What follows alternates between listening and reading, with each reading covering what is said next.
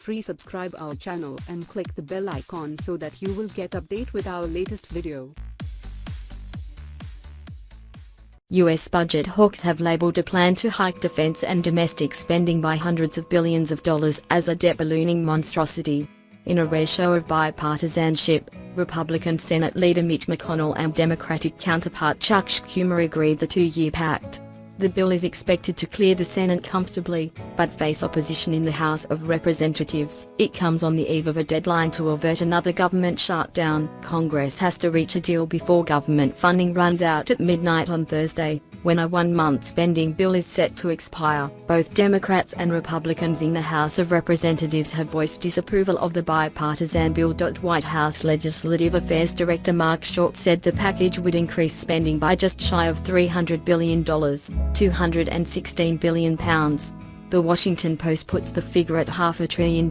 The Senate bill, which has not yet been publicly unveiled, reportedly increases defense spending by $80 billion in the first fiscal year and $85 billion in the second.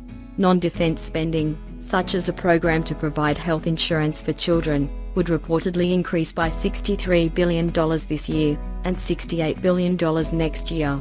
The taps of government spending are open once more, at least if the US Senate gets its way. When faced with the question of whether to boost military or domestic spending, Capitol legislators have their answer: why not both? That marks a decided change from the mood 7 years ago, when Congress, pressured by conservative factions, felt compelled to address growing budget deficits after the economic collapse of 2008 and subsequent federal emergency stimulus efforts. Republicans and Democrats agreed to harsh fiscal medicine, mandatory spending caps on military and social programs. Those days are long gone. At the end of 2017, Republicans pushed through a tax cut plan that added $1.5 trillion to the 10-year budget deficit. Now it seems like lay spending will surge upward as well. Despite the Trump administration's promises of an austere budget last year, the Senate compromise still has a perilous path through the U.S. House of Representatives, as fiscal hawks worried about federal spending and liberals angry over the lack of an immigration deal threaten opposition.